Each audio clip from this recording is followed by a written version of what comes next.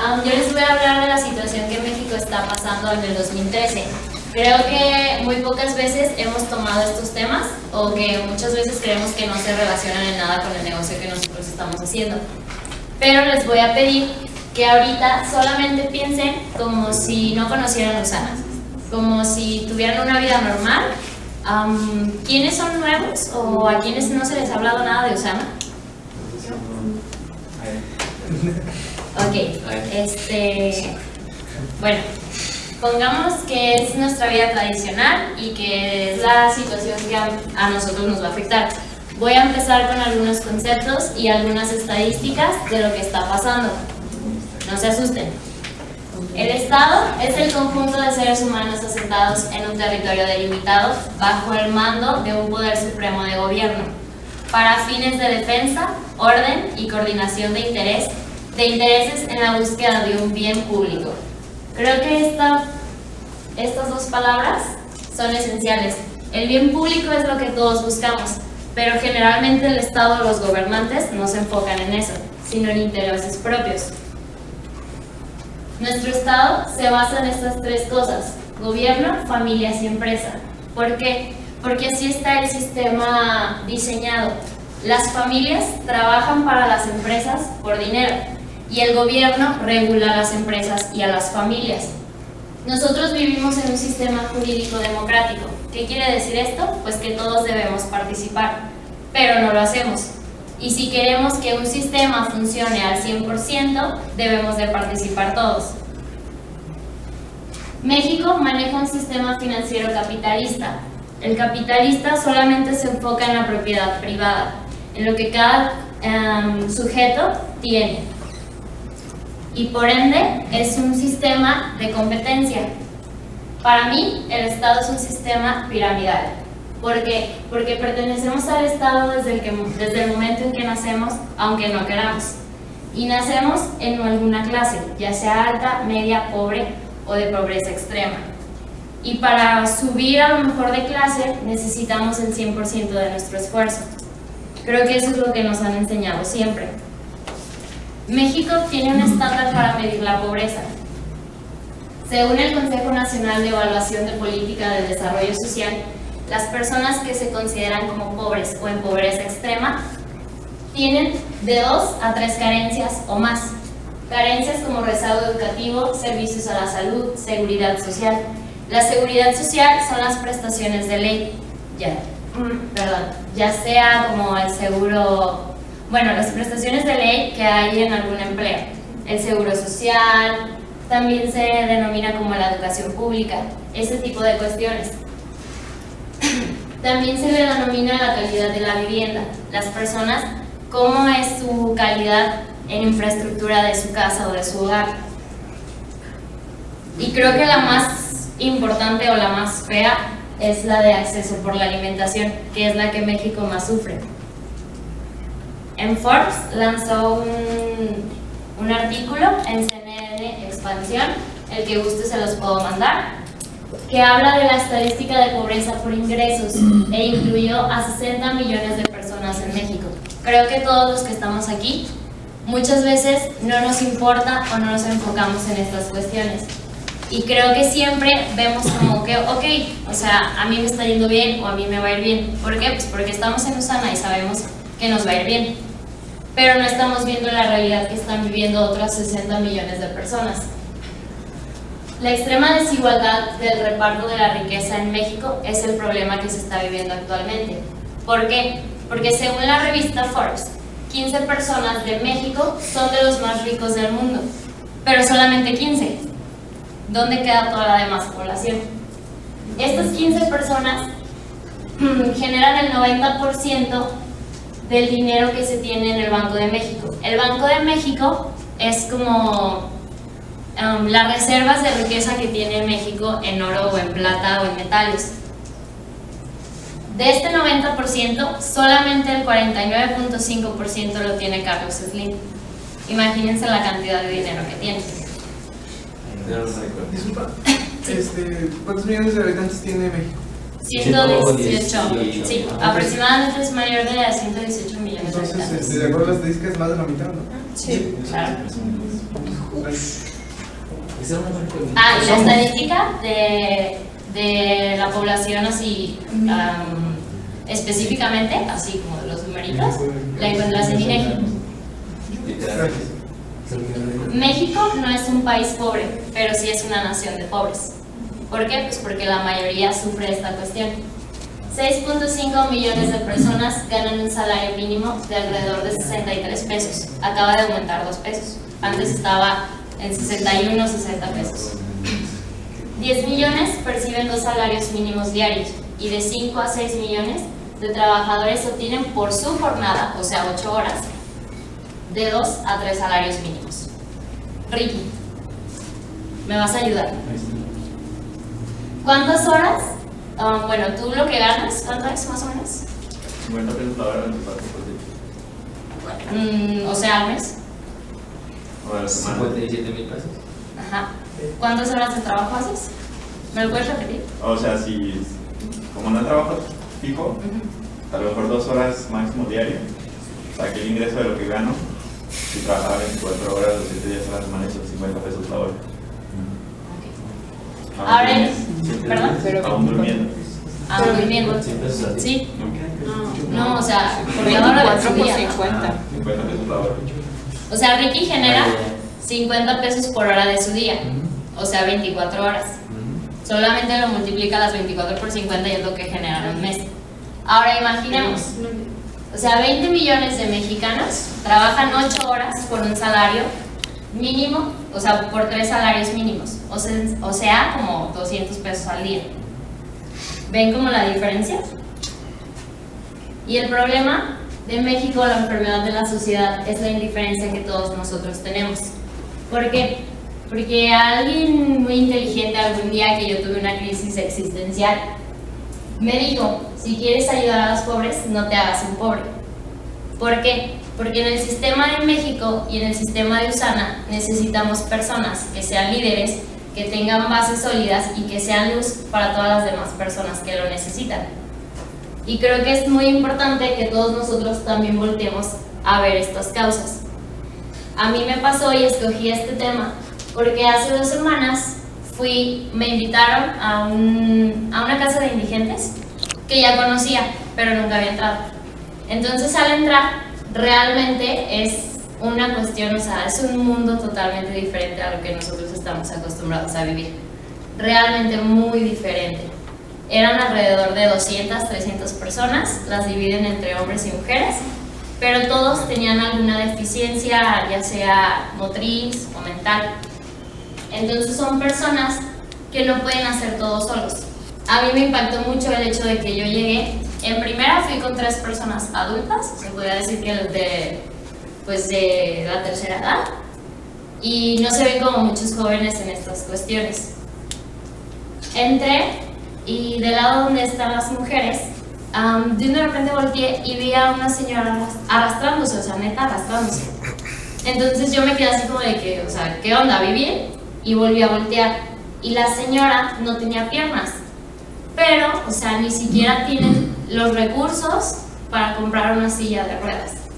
O sea, son personas que nosotros de verdad pasamos de largo en el carro o caminando y no nos paramos a entrar a un paso y ver o tan siquiera ayudar 5 minutos de nuestro día, porque a lo mejor todos los que estamos aquí o la mayoría tenemos tiempo libre, o lo que pretendemos es buscar en USANA que nos dé más tiempo, pero ese tiempo también lo podemos invertir en causas que realmente lo necesiten, en cosas que realmente sean trascendentes.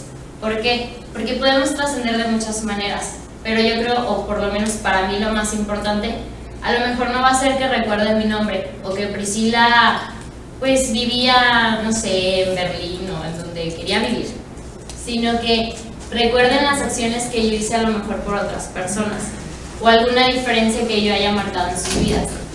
Al entrar a la sala donde estaban los hombres, yo creo que fue más impactante porque, no sé por qué, si sea por el estilo de vida que lleven o que sean más bajos o algo así, pero realmente se ven como un poco más acabados. O sea, la mayoría de hombres estaban en silla de ruedas o en colchones tirados que ya no se podían levantar. Había otra sección donde estaban las personas más enfermas o un poco más graves, ni siquiera agua le podías dar. O sea, hay muchas cosas que nosotros no vemos porque también estamos tan enfocados en nuestros, a lo mejor en nuestras metas propias, que no nos detenemos un poco a pensar en nuestro alrededor, en qué está pasando, y lo podemos ver desde nuestras familias, hermanos, primos, tíos, gente que conocemos, amigos. De verdad creo que Ricky, algo que de lo que dice siempre es que escuchemos a las personas, porque sí necesitan cosas, y realmente creo que tampoco sabemos la realidad que vive México o que vive otro país, y no es una realidad bonita. Algunas de las cuestiones por las que se pretendió hacer la reforma hacendaria es porque el 45% de la población se encuentra aún en situación de pobreza. Para mí esta estadística no es del todo correcta, porque creo que es más gente la que se encuentra en esta situación, contando adultos, contando personas que están en situación de pobreza extrema, muchas cuestiones, o a lo mejor personas que ni siquiera con el salario mínimo alcanzan a comprar lo básico. Así también se estandariza la pobreza en México. El 61.2% de los mexicanos carece de seguridad social, o sea que no tienen prestaciones de ley. México es el único país de la Organización y para la Cooperación del Desarrollo Económico que no cuenta con un seguro de desempleo. Ahorita voy a tocar el tema del desempleo. El 60% de la población que trabaja o que es empleada trabaja en el sector informal. ¿Qué quiere decir esto? Pues que no paga impuestos. Se cree que en México las personas está calculado más o menos del 2 al 9% de mexicanos que pagan impuestos. Obviamente también hay un porcentaje que deduce impuestos. México es muy débil fiscalmente y dentro del rango de los países que utilizan, ¿alguien no sabe qué es el Producto Interno Bruto? Es la cantidad de dinero que se produce en el país. Ajá, anualmente es como el estándar que el país produce en dinero. Se supone que de esta utilidad, hablando de nación, el 19.5% México lo destina al gasto público, o sea, a las necesidades que tiene el pueblo o los subsidios que hace. Pero hay países que destinan más del 50% de su PIB. Entonces creo que México está en un grave problema con eso. México es el segundo país de la OCDE con mayor prevalencia en obesidad. Creo que eso ya lo sabemos y lo hemos escuchado. Y bueno, la reforma hacendaria también se le conoce como reforma caudatoria. ¿Por qué? Porque pretende que los que ganan más paguen más. La reforma especifica cómo Hacienda va a tener más ingresos, o sea, cómo nosotros vamos a pagar más impuestos, pero no aclara cómo Hacienda o cómo el gobierno va a destinar esos ingresos a la seguridad social del pueblo. ¿Por qué? Porque se supone que estos cuatro puntos son la argumentación de por qué se está haciendo la reforma hacendaria. Porque México necesita pensiones universales para ancianos que tienen más de 65 años, que no tienen una pensión, que no pueden trabajar obviamente, que ya tienen ciertas cosas, pero su pensión se va a basar en 15 salarios mínimos, o sea que aproximadamente, si no me equivoco, son de 3,000 a 2,000 pesos al mes. Yo sé que hay muchos ancianos que ni siquiera esa cantidad de dinero tienen, pero ahora ustedes piensen, si nosotros nos quedamos, o sea, hablando muy extremistamente, si nosotros nos quedamos como ancianos que no tengan una pensión o no tengan un empleo, yo creo que ni siquiera las pensiones universales van a alcanzar para los gastos de salud, alimentación, de vivienda, de cosas neta básicas. El seguro de desempleo es un seguro que se les va a proporcionar a las personas que por ende se queden sin empleo, solamente 6 meses cada 2 años, pero este salario va a ser mínimo y va a ser más o menos aproximadamente de 1,500 pesos a 2,000 pesos al mes. Creo que yo, siendo desempleada, buscaría un empleo en un mes o en 2 meses a tener este seguro. Si por algo me quedara yo sin empleo durante esos 2 años, pues ya no me vuelven a dar el seguro. Se pretende crear programas para becas en posgrados y en educación, y también se pretende invertir en infraestructura en el país. Creo que de las cosas rescatables de la reforma, pues solamente es la intención. Creo que las intenciones son buenas, pero no se especifica cómo se van a hacer. USANA, gracias a Dios, como empresa no es afectada, ni en la reforma laboral, ni en la reforma hacendaria, ni en muchas reformas que se han escuchado. Pero sí nos afecta a nosotros. ¿Por qué?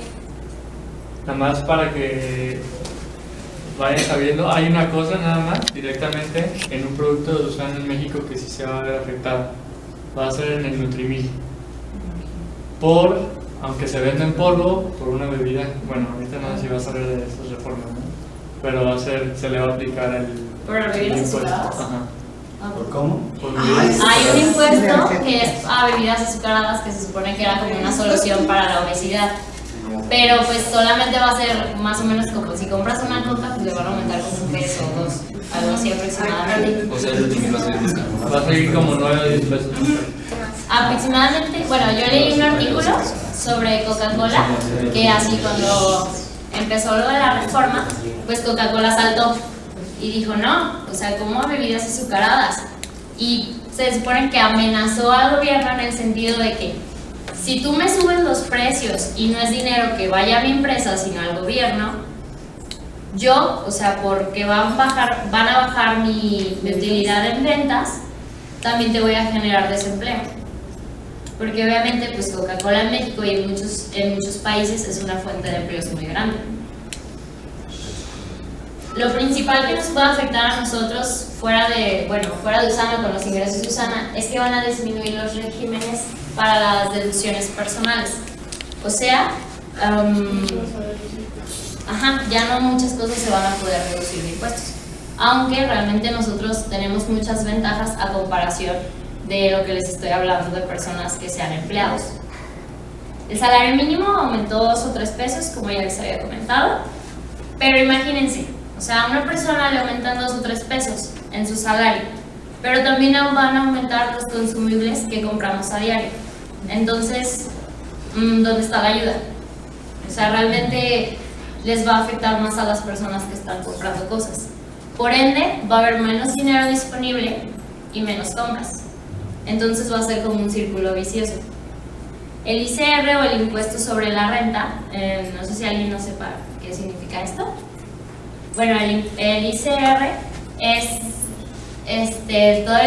todos los impuestos, que pagamos por la utilidad que generamos como persona. Por ejemplo, si tú eres un empleado y estás dado de alta en Hacienda o como USANA, que al inicio pagamos impuestos, nos los deduce a la empresa, es como un porcentaje de la utilidad que generamos nosotros y va para el gobierno.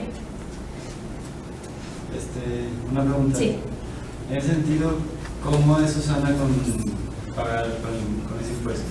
Bueno, llega un momento en que por la cantidad de dinero que tú estás generando en USANA te dice que te conviene a ti que lo deduzcas.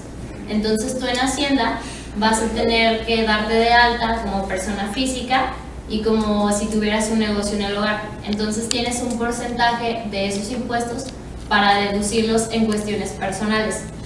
Pero ese régimen es al que me refiero que está disminuyendo. La ley todavía no está aprobada, todavía hace falta que todas las lagunas que tiene se regulen y las vuelvan a revisar para que ahora sí sea aprobada.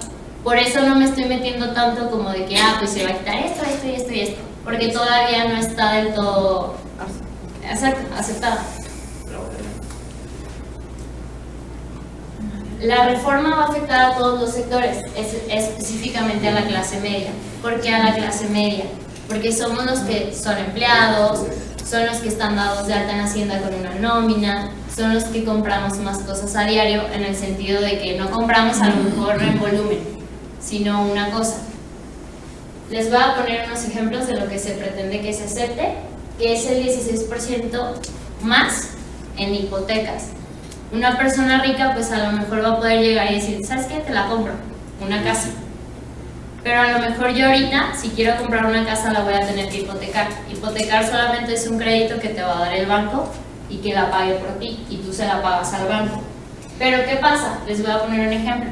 Si una persona común y corriente o alguno de nosotros o nuestros papás o gente que conozcamos está pagando una renta actualmente de 6,500 pesos, pues va a tener que pagar una renta de 7,540 pesos aproximadamente.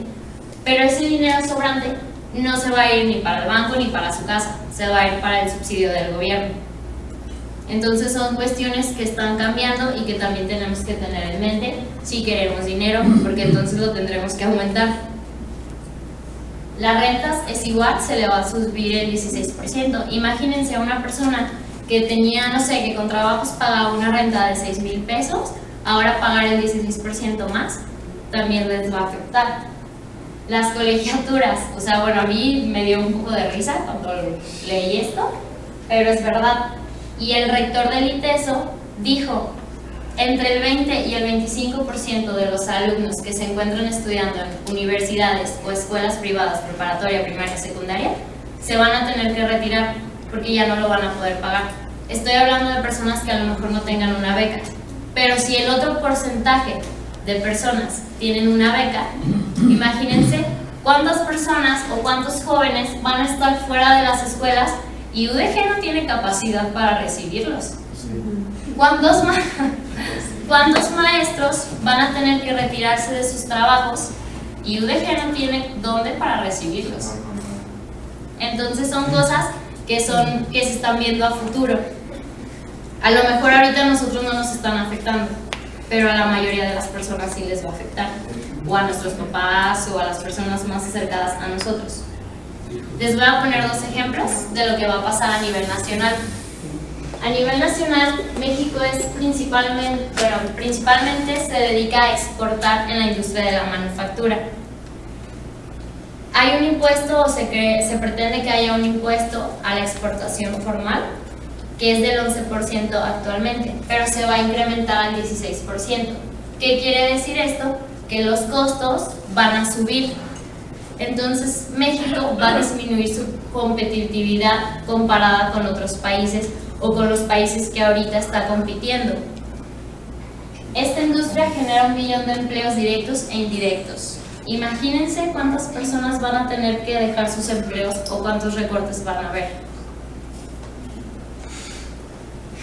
En la industria joyera, que es otro ejemplo a nivel nacional, se supone que es una de las industrias de México que más exportan o que más compite comparado con otros países. Imagínense, el 16% de IVA a exportaciones más el 7.5% en explotación minera. Obviamente, o sea, esto es yo creo que la industria que más afecta en costos. ¿Qué pasa? Que México está fuera totalmente de competencia en comparación de otros países. De verdad ni siquiera puede hacer algo por eso, porque el gobierno es el que le está subiendo los costos. Y la materia prima, pues son los minerales. Esta industria genera más de 40,000 empleos indirectos o directos. Óscar Benavides Reyes, director de la Coparmex. La Coparmex es una asociación de los, creo que son como 106 o 108 empresarios de México más ricos. Y él dijo, no quitándole dinero a los ricos y dándoselo a los pobres se solucionará el problema, porque terminaremos todos siendo pobres. El ICR se pretende que en un ingreso creo que de 40,000 a 500,000 pesos se deduzca el 32% en impuestos. Pero imagínense la comparación a una persona, a lo mejor les voy a poner el ejemplo de Ricky, que Ricky gana creo 50 más o menos. Bueno, 50,000 pesos al mes, tenga que deducir el 32%, bueno, no deducir, pagarlo. A una persona que gana 500,000 pesos y tenga que deducir la misma cantidad. O sea, realmente no es equitativo. Entonces se pretende que este impuesto, este porcentaje se regule en cantidades que las personas estén generando. Por ejemplo, si una persona que genera 500,000 pesos va a pagar el 32%, pues que a lo mejor nada más Ricky paga el 20%. Pero son propuestas, todavía no queda nada establecido. Les voy a hablar, muy poco sobre la reforma laboral. Creo que a muchos de nosotros, vuelvo a lo mismo, gracias a Usana no nos afectaría como tal, pero sí a las personas que están a nuestro alrededor. Y yo siempre tengo mucho en mente que si por una decisión mía no afecto como a la vida de otra persona y la dejo donde está, pues qué tristeza. Con una decisión mía me refiero pues a no darle seguimiento o a no darle una presentación o a no animarme a invitarlo a Usana. Solamente eso. En la reforma laboral se establece el pago por hora. ¿Qué quiere decir esto? Pues 8 horas con un salario mínimo. Y que si trabajas menos de esas 8 horas en un empleo, pues te paguen lo equivalente al salario mínimo. Pero volvemos a las estadísticas. ¿Cuántas personas ganan de 3 a 2 salarios mínimos en México? ¿Cuánto queremos nosotros ganar en Usana o cuánto queremos generar y cuántas horas queremos trabajar? Creo que si hay personas aquí que tengan todavía dudas de Usana, espero que se asusten con las estadísticas que les estoy diciendo, porque realmente es una realidad que se está viviendo y que no volteamos a ver o que no nos interesa conocer. También se pretende que se hablen de contratos por periodos a prueba o capacitación. ¿Qué quiere decir esto? Pues que a lo mejor yo como empresa contrato a Edgar, pero tu contrato va a decir que es por capacitación o por periodo a prueba. ¿Qué quiere decir esto? Que si tu periodo a prueba se termina en 6 meses, creo que me parece que no, 3 meses, creo que me parece que es lo máximo, 3 meses. Si se termina tu contrato, pues a lo mejor yo vuelvo a contratar a Tony, o contrato a Fer, o contrato a Ricky, o contrato a quien yo quiera, pero a ti no te generó antigüedad. ¿Qué quiere decir la antigüedad? Que es como los años que llevamos trabajando para el país y la pensión que nos va a dar al final. Yo a lo mejor, si Dios quiere, yo como abogado y llega una persona y me dice, no, pues ¿sabes qué? Despido injustificado.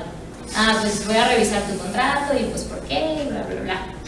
Pero la empresa puede alegar que la persona no era apta para el cargo.